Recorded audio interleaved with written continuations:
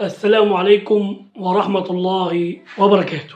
بإذن الله غدا هيكون متاح سداد مصروفات العام الدراسي 2024 للصفوف الأولى فقط، أولى حضانة، أولى ابتدائي، أولى إعدادي، أولى ثانوي، سواء كان عام أو دبلومات. بإذن الله المكتب الرئيسي للبريد في كل مدينة هيكون مفتوح وهيتم سداد رسوم الصفوف الأولى. طيب بالنسبة للطالب اللي هيدفع الرسوم، إيه المطلوب منه؟ هيجيب شهادة الميلاد فقط، وطبعا لازم يكون في رقم تليفون لولي الأمر.